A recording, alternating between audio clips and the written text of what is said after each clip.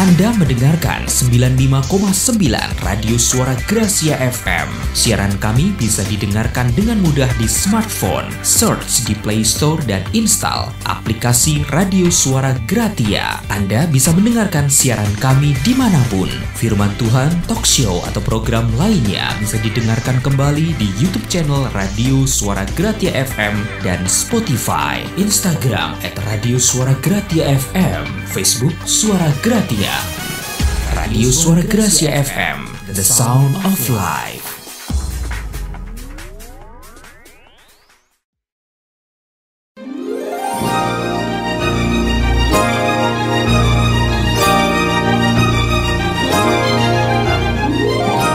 Sahabat, sesaat lagi Anda akan mengikuti program Making Life Better bersama Paulus Wiratno. Selama 15 menit ke depan, Anda akan belajar membuat kehidupan lebih baik.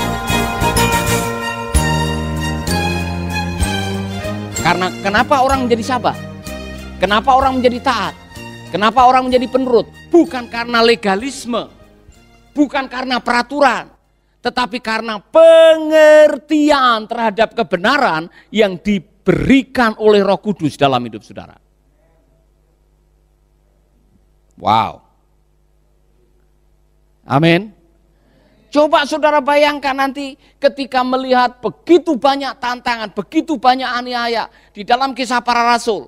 Saudara akan ketemu dengan orang-orang yang mempersulit pemberitaan Injil. Tapi ada seorang rasul yang berkali-kali digebuki, dicambuk. Berkali-kali dia mengalami sesat di karam kapal, dipatok ular, puasa terpaksa, bahaya penyamun. Namanya Rasul Paulus. Tetapi dia masih bisa bertahan. Dia punya makrothumia. Dia sabar dalam menghadapi kesulitan, tantangan, persoalan. Dan tidak menyerah dan melakukan dengki, perselisihan, percabulan, mabuk dan sebagainya. Walaupun ada kesempatan. Kenapa kok bisa? Karena di dalam dirinya ada Roh Kudus yang menuntun dia untuk bisa hidup dengan kualitas hidup seperti itu. Saya pengen, saudara-saudara, pada akhirnya dalam hidup ini, coba, apa kekurangan saudara? Kalau di dalam diri saudara, saudara punya kasih. Ini kasih adalah payungnya semua buah roh tadi kan. Semua dijiwai oleh kasih. Kemudian saudara, orangnya itu sukacita. Ya kan? Mau makan, enggak makan, masih bisa senyum tuh. Ya, gaji dipotong 50% masih senyum. Misalkan. Saudara dizolimi oleh mertua, masih bisa haleluya. Ya, tetangga resek dengan saudara, masih tiap pagi senyum, apa kabar? Ngapain tanya-tanya? Haleluya, Tuhan baik. Ya kan? Saudara dimaki-maki orang masih bisa, hei sahabat, apa kabar? Dasarnya, puji Tuhan, Tuhan baik. Lama-lama tetanggamu yang suka maki-maki saudara, yang suka baterek-baterek, yang suka barangkali coba menghina saudara, lama-lama orang ini punya roh dari mana ya? Sudah saya maki-maki, sudah saya zolimi, bahkan kemarin itu saya taruh itu kucing di rumahnya ada 9, ya kan? Supaya orang itu terganggu, malah berbuat baik kepada saya. Waduh, roh macam apa yang dia miliki? Akhirnya dia penasaran. Bapak bisa hidup seperti itu. Kasih tahu rahasianya. Luar biasa. Anda ini sudah mengalami malapetaka, musibah, semua sudah Anda alami, kok masih bisa mengatakan bersukacitalah. Sekali lagi ku katakan bersukacitalah. Dalam segala keadaan Anda masih bisa mengatakan, aku tahu apa itu kelimpahan, aku tahu apa itu kekurangan. Segala perkara dapat kutanggung di dalam Dia yang memberikan kekuatan kepadaku. Kekuatannya itu datang dari mana? Dari dalam. Itulah karya Roh Kudus. Maka kalau Anda tiap doa pencurahan minta dipenuhi Roh Kudus, seharusnya setelah dipenuhi oleh Roh Kudus Anda hidup menurut Roh Kudus. Dan kalau Anda hidup menurut tuntunan Roh Kudus, seharusnya buah roh itu ada di dalam hidup saudara. Amin. Haleluya. Kira-kira ada nih Buah-buah ini yang mana yang belum ada? Ayo kita hitung lagi. Tapi buah-buah roh adalah kasih. Ada kasih? Kasih yang mana dulu? Karena di dalam bahasa Yunani ada 4. Ada agape, ada eros, ada philia, ada storge. Dan yang ditulis di sini bukan philia, bukan storge, bukan eros, tapi agape. Dimaki-maki juga masih mencintai dia. Dikhianati masih mencintai. Sudah ada kualitas kasih begini? Yang berikutnya joy, kara. Kara adalah kualitas sukacita yang datang dari dalam, bukan dari luar. Nah, karena ada kara dan karena ada kasih, maka Anda akan punya irene, damai sejahtera. Damai sejahtera itu datang oleh karena Anda benar-benar mengandalkan apa yang dikatakan Tuhan dalam hidup saudara. Maka jangan heran kalau sudah ada kasih, ada sukacita, ada damai sejahtera, mau diapa-apain, saudara diam, tetap senyum, sampai orang itu bosan memperlakukan kejahatan kepada saudara. Akhirnya saudara punya makrotumea, panjang sabar. Cek baik-baik. Saudara punya panjang sabar atau pendek sabar? Jadi saya ingat almarhum Pak Rumkeni pernah menjelaskan ini, orang yang punya makrotumia itu seperti orang yang punya merconnya di Denpasar, sumbunya di Singaraja. Ya, merconnya dari sini, sumbunya itu panjang sekali sampai ke Singaraja. Jadi dinyalakan besok, mungkin tahun depan baru meledak. Ya kan? Tapi orang yang sumbunya pendek, baru dinyalain belum sempat lari, sudah kena. Saya pernah kebledosan mercon, saya pernah. Mercon itu meledak sebelum saya lari, karena sumbunya terlalu pendek. Itu bukan, ya itu mungkin mikrotomia, bukan makrotomia. Lemah lembut. Nah, lemah lembut itu bukan lemah gemulai, saudara-saudara. Jadi saudara pikir, oh dia orangnya lemah lembut. Terbukti waktu kakinya diinjak oleh orang, dia masih mohon maaf, kaki Anda ada di atas kaki saya.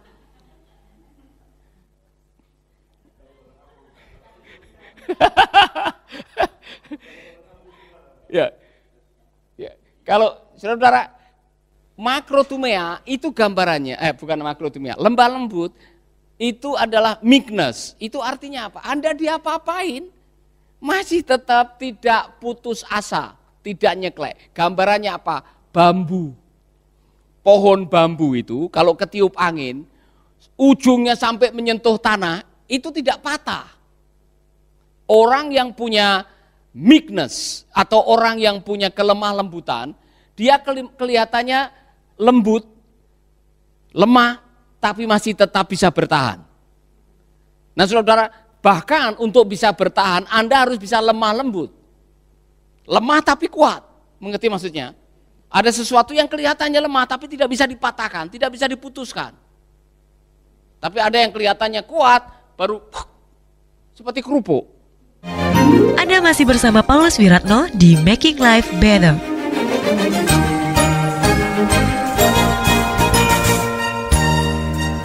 Saudara-saudara, belum lagi self control, penguasaan diri. Kita akan bahas satu demi satu. Tapi saudara-saudara, pada akhirnya dua hal ini penting sekali. Karunia-karunia roh dan juga buah-buah roh. Nah, gereja Tuhan membutuhkan dua-duanya. Anda baik saja tidak cukup kalau tidak mau pergi dan memberitakan kabar baik. Jadi, kalau kita dipakai Tuhan dengan karunia-karunia enabling spirit, bisa berkhotbah, bisa mendoakan orang, bisa memimpin pujian, dibarengi dengan hidup yang penuh sukacita, panjang sabar, kelemah lembutan, kebaikan, murah hati. Oh saudara-saudara, jangan heran kalau jumlah mereka ditambahkan setiap hari. Karena orang-orang menyukai mereka. Ayo jujur, apa yang hilang di gereja kita hari-hari ini? Apa yang tidak kelihatan di gereja kekinian, gereja kita dewasa ini? Yang hilang yang mana?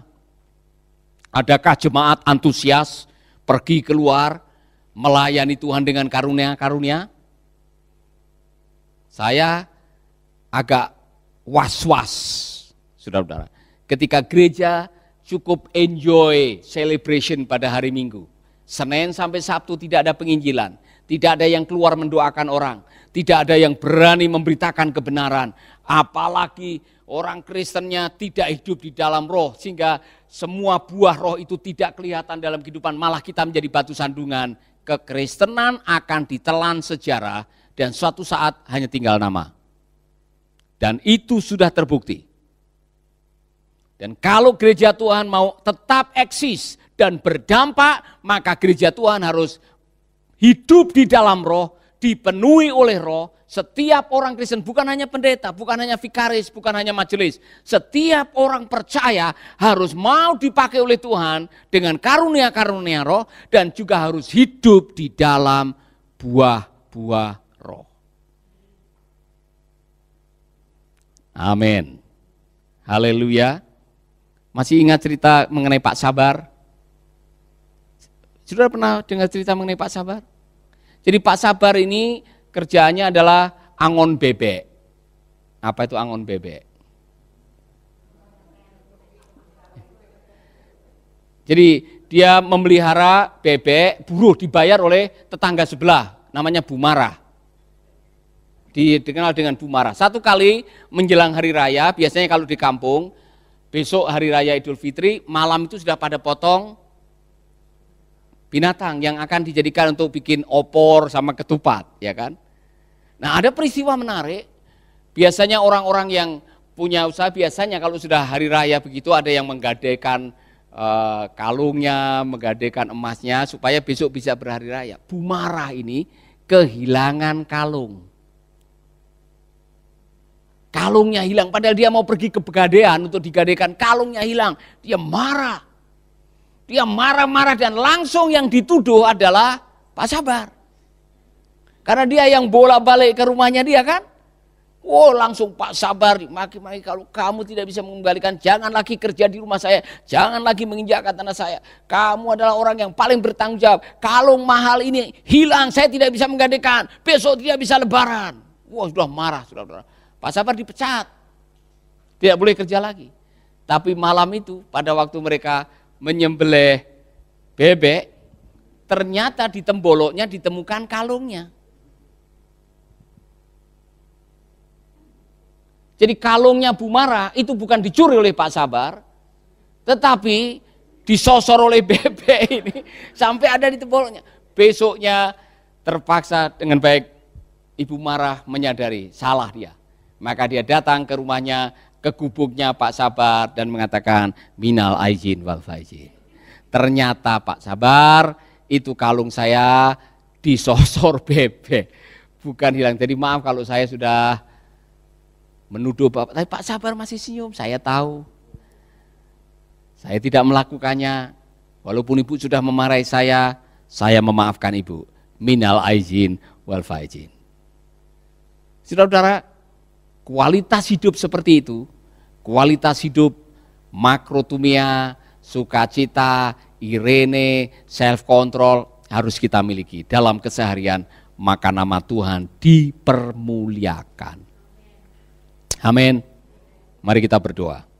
Saya tidak tahu dengan situasi saudara-saudara, tapi kalau hari ini saudara mendengarkan kebenaran ini dan saudara melihat ada celah di mana kehidupan saudara kadang-kadang tidak bahagia karena buah roh ini belum ada di dalam diri saudara. Dan hari ini saudara mengatakan, Pak, saya ingin memiliki buah roh itu dalam hidup saya. Saya orangnya kurang sabar, atau saya selama ini seperti kehilangan sukacita, atau saudara mengatakan saya tidak lagi bisa mengontrol diri saya. Saya menjadi orang yang cepat marah, atau saya kehilangan roh memberi. Kalau saudara adalah orangnya, dan saudara mengatakan, Tuhan tolong saya mengatakan Tuhan bisa menolong saudara. Buah roh adalah produk dari pekerjaan roh. Maka izinkan roh Allah diam di dalam dirimu, dan menuntunmu kepada kebenaran. Ketika engkau hidup dalam kebenaran, maka buah roh itu akan ada dalam hidup saudara. Taruh tanganmu di dada, mari kita berdoa. Bapa kami di dalam surga, terima kasih untuk kebenaran firman-Mu. Kami berdoa agar kiranya engkau akan memenuhi setiap umat-Mu yang menonton, mendengar kebenaran ini dengan kuasa roh. Dan roh-Mu lah yang akan menuntun kami kepada kebenaran sehingga kami bisa hidup dan menghasilkan buah roh, kasih, sukacita, kebaikan, panjang, sabar, kemurahan, self-control, dan semuanya itu bisa menjadi bagian dari kualitas hidup kami. Sehingga kami bisa menjadi saksi dan terang bagi orang-orang lain. Terima kasih Tuhan. Terima kasih Roh Kudus. Haleluya, haleluya. Sahabat, Anda baru saja mendengarkan Making Life Better bersama Paulus Wiratno.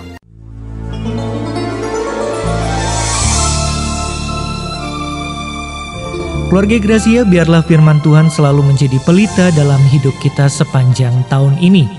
Dengarkan selalu Radio Suara Gracia di 95,9 FM, streaming di suaragratiafm.com/streaming, atau dengan aplikasi Android Radio Suara Gratia yang tersedia di Play Store. Jika Anda diberkati oleh siaran Suara Gracia FM dan mengalami kuasa mujizat Tuhan, mari menjadi berkat dengan mengirimkan kesaksian ke WhatsApp Radio Suara Gracia FM di 0817 222 959. Biarlah melalui kesaksian Anda, banyak jiwa dikuatkan dan dibangkitkan kembali imannya. Tuhan memberkati.